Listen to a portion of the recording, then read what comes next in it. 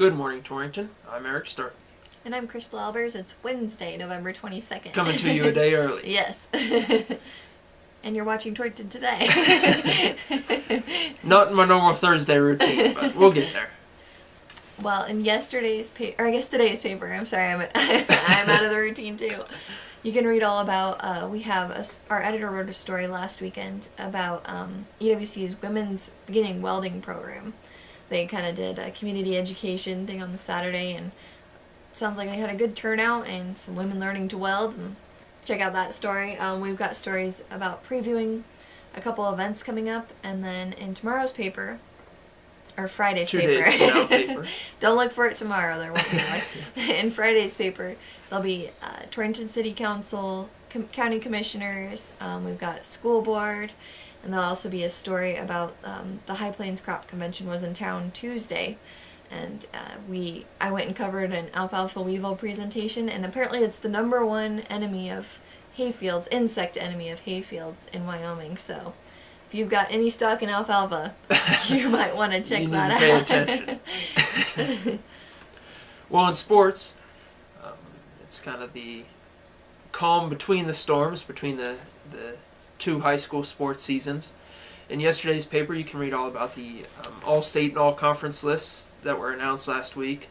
It's an in-depth dive into all 17 all-conference honorees from the 3 local high schools. So you can kind of see who was the cream of the crop in the east side of the state this year. Of note, Coach Mark Lenhart for the Trailblazers was the 3A East Coach of the Year. Brian Lemon was the co-offensive player of the year in the 3A East, and Jake Wombolt was the lineman of the year in 3A East. So pretty high honors for those kids. And Brian is going to be back next year. He's only a junior this year, so well, that's good. I mean, you can't argue with getting the co-offensive player of the year back for another year. That's for sure. When life gives you lemons. That's true. Anyway, you can read all about your all-conference and all-state players in yesterday's paper, or in today's paper.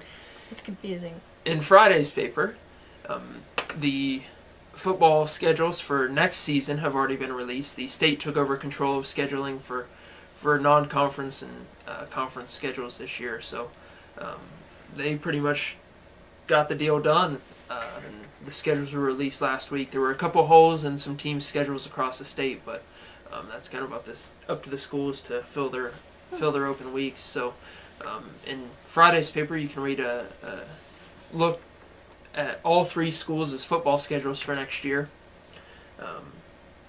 It's going to be another fun road to hopefully Laramie. We'll see how it pans out, but a look at all 3 schedules for next year. That sounds good.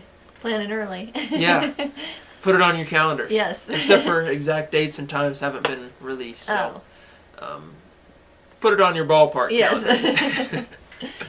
All right. Well, in upcoming events, it's Black Friday, Small Business Saturday time of year. So shop your small businesses in Goshen County this Saturday if you're able. Also, we have the Lions Club Holiday Bazaar, which is at the fairgrounds this Saturday from 9 to 4. There's a $1 admission, but it goes to the Lions Club, and they distribute that back to the services they provide to the community. So it's not like you're just paying someone randomly. Also, obviously, Thanksgiving is tomorrow, and that community Thanksgiving in Lingle at the Legion Hall goes on from 11 to 1, and they were kind of looking for RSVPs, but they said they would accept walk-ins. They were planning on making quite a bit of food, so if your plans got changed or you just decide you want to go spend Thanksgiving with someone, you know where to go.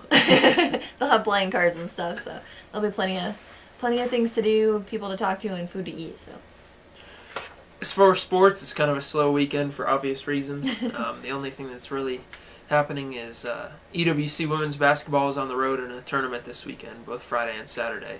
As far as next week, Monday starts high school practices for wrestling, girls and boys basketball. So, for all you high school athletes out there, I hope you are ready for it. Yeah. I'm ready for it. Carb load. As far as weather goes, we're looking at a pretty good late November weekend. Today's high is 65, and tomorrow, if you're tossing the old pigskin around after your turkey lunch, you're looking at maybe short sleeve weather. It's going to be 71 tomorrow for the high, but you'll be battling some winds. So if you're the family quarterback, be prepared to adjust for the winds. We're looking at 20 to 30 mile an hour winds tomorrow, so something to keep on your quarterbacking radar.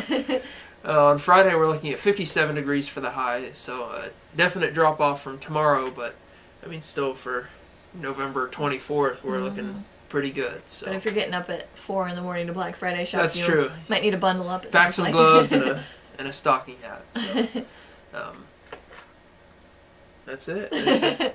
Well, have a happy Thanksgiving. Yeah, that's for sure. And we'll see you next week.